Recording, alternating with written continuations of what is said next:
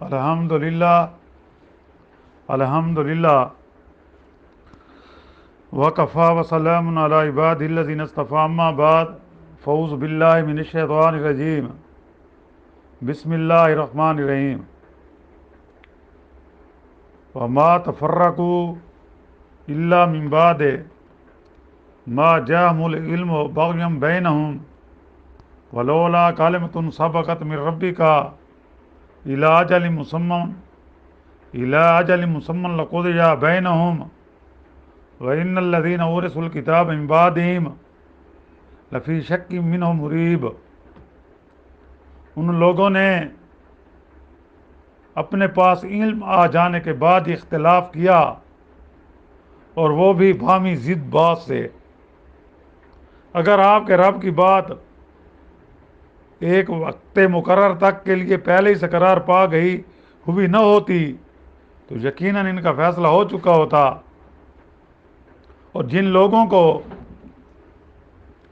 ان کے بعد کتاب دی گئی وہ بھی اس کی طرف سے الجھن والے شک میں پڑے ہوئے ہیں۔ سبحان ربک رب العزت عما یصفون وسلام علی المرسلین والحمد للہ رب العالمین۔ اللہم صلی علی سیدنا محمد وعلی آلہ وصحبہ وسلم۔ پارہ 25واں سورۃ الشورى کی آیات مبارکہ 14 کی تلاوت کی گئی ہے، اور ساتھ ترجمہ بھی کیا گیا ہے۔ جیسا کہ گزشتہ درس میں ذکر ہوا تھا کہ اللہ تعالیٰ نے جو دین اسلام مقرر کیا ہے وہ کوئی نیا دین نہیں ہے، یعنی جس دین کی دعوت، جس توحید کی دعوت، جن عقائد کی دعوت نبی کریم صلی اللہ علیہ وسلم دیتے ہیں، آپ سے پہلے جتنے بھی انبیاء آئے ان کی دعوت بھی یہی تھی۔ حضرت نوح علیہ السلام نے بھی یہی توحید کی سب سے پہلے دعوت دی کہ قولوا لا الہ الا اللہ نوح نجی اللہ۔ حضرت ابراہیم علیہ السلام نے بھی توحید کی دعوت دی، ان کے تو گھر میں ان کا والد بت پرست بھی تھا، بت شکن بھی تھا، بت پرست بھی تھا، بت ساز بھی تھا، اور بت فروش بھی تھا۔ سب سے بڑی آزمائش حضرت ابراہیم علیہ السلام کو آئی کہ اس توحید کی بدولت، توحید کی وجہ سے آپ کو آگ میں ڈالا گیا کہ آپ نے یہی کہا قولوا لا الہ الا اللہ ابراہیم و خلیل اللہ۔ حضرت موسیٰ علیہ السلام آئے، اس نے بنی اسرائیل اور قوم فرعون کو دعوت دی لا الہ الا اللہ موسیٰ کلیم اللہ، کہ فرعون جو خدائی دعویٰ کرتا ہے، فرعون خدا نہیں ہے، یہ تو مخلوق ہے، جس کی وجہ سے پھر اللہ نے فرعون کو غرق کر دیا دریائے نیل میں۔ حضرت عیسیٰ علیہ السلام آئے بنی اسرائیل کی اصلاح کے لیے کہ انہوں نے بہت سی خرافات لے لی تھیں، اس میں پڑے ہوئے تھے، اپنا لی تھیں، تو انہوں نے بھی یہی دعوت دی قولوا لا الہ الا اللہ عیسیٰ روح اللہ۔ عیسیٰ روح اللہ اس لیے کہ آپ بن باپ کے پیدا ہوئے تھے، آپ واحد نبی ہیں جس نے اپنی ماں کی گود میں یہ گواہی دی قال انی عبد اللہ آتانی الکتاب، کہ لوگوں میں اللہ کا نبی، اللہ نے مجھے کتاب دی ہے، تاکہ کہ لوگوں نے آپ کی والدہ پر الزام لگایا تو اللہ نے آپ کے ذریعے گود کے ذریعے اس کی صفائی کا اعلان کر دیا۔ اور اس طرح جب حضرت ام عائشہ رضی اللہ تعالیٰ عنہ ام المومنین پر منافقین نے الزام لگایا تو اللہ تعالیٰ نے سورۃ نور میں 10 آیاتیں ان کی پاکیزگی میں نازل کی۔ جب تک قیامت تک قرآن پڑھا جاتا رہے گا ام عائشہ کی پاکیزگی کی گواہی اللہ دیتا ہے، لیکن نہ ماننے والے بدنیت وہ پھر بھی نہیں مانتے، اور جو ام المومنین پر، نبی کی گھر والی پر اور قرآن مجید کی آیاتوں کی نفی کرے وہ کیسے مسلمان ہو سکتا ہے؟ اپنے آپ کو مسلمان کہنا بھی زیادتی ہے ان کا۔ گویا وہ اللہ کو جھوٹا بتلا رہے ہیں، نبی کی گھر والی پر جس کی پاکیزگی کی شہادت اللہ نے خود دی، اور وہ بھی 10 حجاتیں۔ تو اس طرح سب جہاں نبی کریم صلی اللہ علیہ وسلم کے لیے ایک تسلی بھی ہے کہ سب کی دعوت ایک تھی، توحید کی سب سے اول دعوت، سب کا دین اسلام تھا۔ اور جب نبی کریم صلی اللہ علیہ وسلم کے آنے سے باقی قوموں نے، دوسرے انبیاء کے پیروکاروں نے جب دین اسلام قبول نہ کیا تو اللہ نے ان سے دین اسلام کی نسبت چھین لی۔ اب دین اسلام کی نسبت امت محمدیہ کے ساتھ ہے۔ آج جو آیات مبارکہ کی تلاوت کی گئی کہ وَمَا تَفَرَّقُوا إِلَّا مِن بَعْدِ مَا جَاءَهُمُ الْعِلْمُ بَغْيًا بَيْنَهُمْ، اور ان لوگوں نے اپنے پاس علم آ جانے کے بعد اختلاف کیا، اور وہ باہمی ضد و باس سے، یعنی کہ جو ضد ہوتی ہے انسان کو حق بات ماننے سے روکتی ہے۔ آج بدقسمتی سے ہم مسلمان فرقہ بندی میں بانٹ چکے ہیں، اور ہر فرقہ میں ایسے نام نہاد مفتی اور علماء آ گئے ہیں جو اپنی ضد پر کھڑے ہیں اور امت کو لڑا رہے ہیں۔ اس کا فائدہ کفر کو ہو رہا ہے، اس سے فائدہ عالم کفر اٹھا رہا ہے کہ ہم آپس میں لڑ رہے ہیں، ابھی تک ایک نہیں ہو رہے۔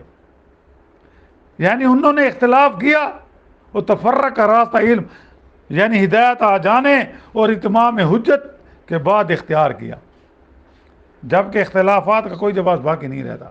چاہیے تو یہ تھا کہ نبی کریم صلی اللہ علیہ وسلم پر ایمان لے آتے، قرآن مجید کی تعلیمات کے مطابق زندگی گزارتے، اپنے انبیاء پر ایمان لاتے۔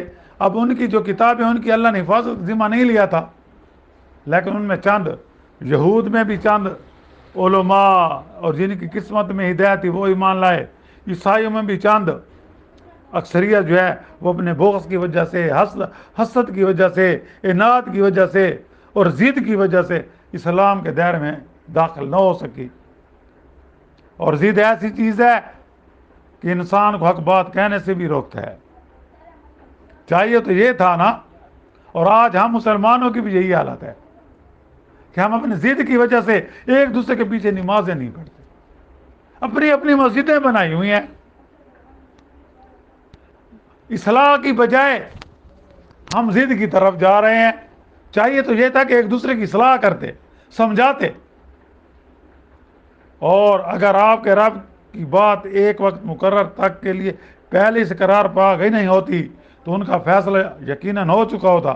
مقصد کیا ہے؟ یعنی اگر ان کی بابت عقوبت میں تاخیر کا فیصلہ پہلے سے نہ ہوتا تو عذاب بھیج کر ان کو ہلاک کر دیا جاتا۔ جب نبی کریم صلی اللہ علیہ وسلم نے قریش مکہ کو دعوت دی کہ قولوا لا الہ الا اللہ تفلحون، ان بتوں سے کچھ نہیں ہوتا جن کو تم نے اللہ کا شریک ٹھہرا رکھا ہے، تم نے اللہ کے گھر میں 313 بلکہ اس سے 360 بت رکھے ہوئے ہیں، یہ کچھ نہیں کر سکتے، ان کے اندر تو اتنی وہ نہیں کہ اپنے اوپر سے مکھی اٹھا سکیں، ہلا سکیں یا اڑا سکیں، ان کو اگر کوئی توڑ دے تو اپنا تحفظ نہیں کر سکتے۔ لیکن بجائے اس کے کہ وہ حق بات کو قبول کرتے، آپ کے خلاف ہو گئے، ضد پر آ گئے۔ اب یہاں اللہ کی طرف سے ڈھیل ہے۔ جب آپ نے دعوت دی نا، قریش مکہ یہ بھی کہتے اللہ کو مانتے تھے، لیکن ان کا یوم آخرت پر یقین نہیں تھا، تو اللہ سے کہنے لگے اے اللہ اگر تیرا نبی سچا ہے اور ہم نہیں مانتے تو ہم پر پتھروں کی بارش برسا دے، سورۃ انفال میں، اور یا اس سے بھی ہمیں سخت عذاب دے۔ تو اللہ نے نبی کریم صلی اللہ علیہ وسلم کو کہا کہ ان لوگوں کو کہہ دو کہ اللہ تعالیٰ تمہارے کہنے پر عذاب نہیں بھیجے گا، اللہ تعالیٰ تمہارا محتاج نہیں ہے، اللہ نے تمہیں مہلت دی ہے کہ شاید تم رائے حق پر آ جاؤ اور جہنم کی آگ سے بچ جاؤ، تمہاری آخرت بن جائے۔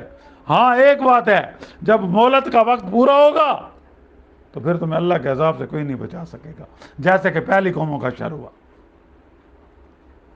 تو یہاں یہ ہے کہ اللہ تعالیٰ فوراً عذاب نہیں بھیجتے۔ اگر اللہ تعالیٰ فوراً عذاب بھیجتے میرا خیال ہے کوئی غلط کام ہی نہ کرتا، کوئی شرک بھی نہ کرتا، کوئی کفر بھی نہ کرتا۔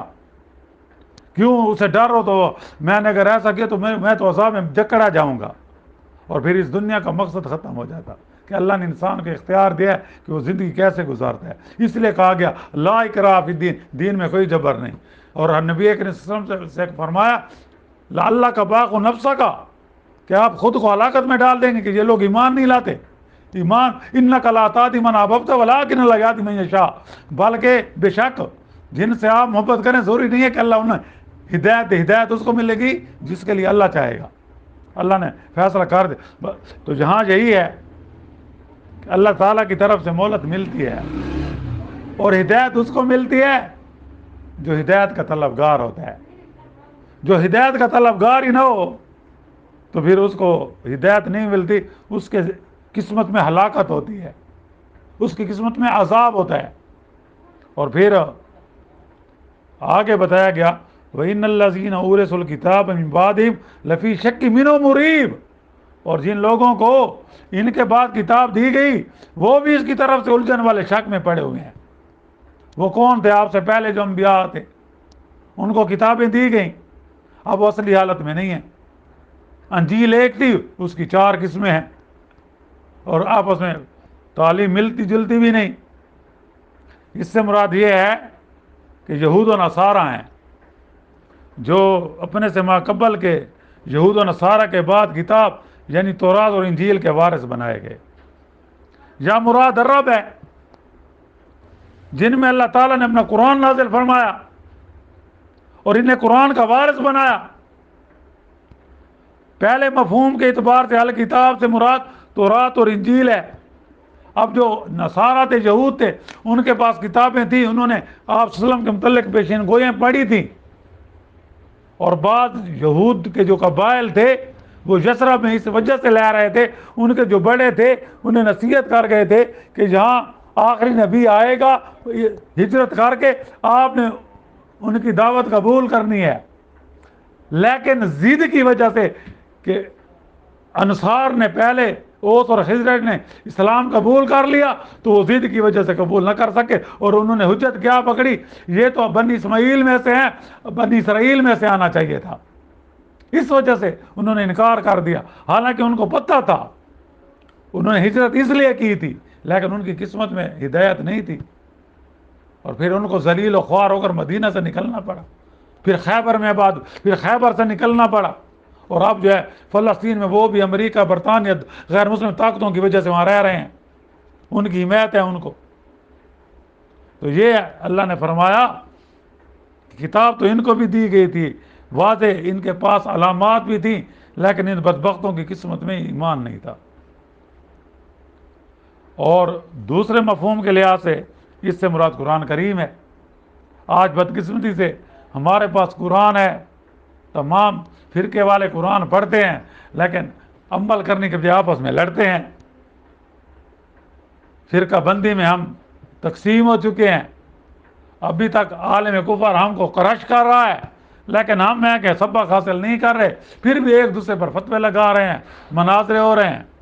جن کا کفر واضح ہے ان کا تو کفر واضح ہے، اور اللہ لیلان انبیاء اصحاب کرام جو نبی کریم صلی اللہ علیہ وسلم کے ساتھ سوئے ہوئے ہیں، اور وہ صحابہ کرام جن کی وجہ سے یہ اسلام پھیلا، آج اللہ لعن ان کے ایمان پر انگلیاں اٹھائی جا رہی ہیں، ان کو غلط کہا جا رہا ہے اہل بیت کی محبت میں، اہل بیت کی محبت کے پردے میں، اور جب آپ ان پر انگلی اٹھا رہے ہیں تو اس کا مطلب نبی کریم صلی اللہ علیہ وسلم اپنے مشن میں ناکام تھے، ان کو ایسے دوست نہیں ملے تھے، تو وہ بھی عالم کفر کا کو ایک قسم کا کیا کر رہے ہیں، ان کا ساتھ دے رہے ہیں، عالم کفر کے ساتھ اسلام کو نقصان پہنچا رہے ہیں، کہ جو عالم کفر کو بھی جتنی جرت نہیں ہوتی تھی، آج ان نام نہاد اہل بیت کا نام لینے والوں کو جرت ہو رہی ہے کہ وہ صحابہ کرام کو نشانہ بنا رہے ہیں۔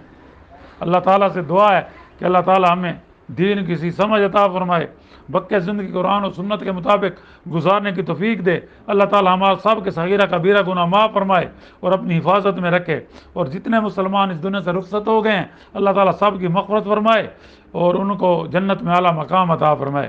جتنے مسلمان، جتنے بھی انسان ہیں اللہ تعالیٰ سب کو ہدایت دے، اور جتنے بھی مریض ہیں، روحانی بیمار ہیں، جسمانی بیمار ہیں، گھروں میں، ہسپتالوں میں اللہ تعالیٰ سب کو صحت کاملہ عطا فرمائے اور ایمان کے ساتھ زندہ رکھے، اور ہم سب کا خاتمہ بھی ایمان پر فرمائے۔ وآخر دعوانا الحمدللہ رب العالمین۔ ربنا آتنا فی الدنیا حسنۃ وفی الآخرۃ حسنۃ وقنا عذاب النار۔ صلی اللہ تعالیٰ علی خیر خلق محمد وآلہ وصحبہ اجمعین برحمتک یا اللہ۔ السلام علیکم ورحمۃ اللہ وبرکاتہ۔ تعلیم دین کورس بعد از نواح مغرب ہر عمر کے افراد کے لیے اس موقع سے فائدہ اٹھائیں، خصوصاً طلباء کے لیے جو کالج کے طلباء ہیں یا میٹرک کے طلباء ہیں۔ اس میں آپ کا اپنا فائدہ ہے۔ ایڈریس دیا گیا ہے، اس کو پڑھ لیں اور جوائن کریں۔ 3 کتابیں مفت دیے جائیں گے، بالکل مفت کورس اپنی آخرت بنانے کے لیے۔ السلام علیکم ورحمۃ اللہ وبرکاتہ۔ Please subscribe my channel and like for more videos. السلام علیکم۔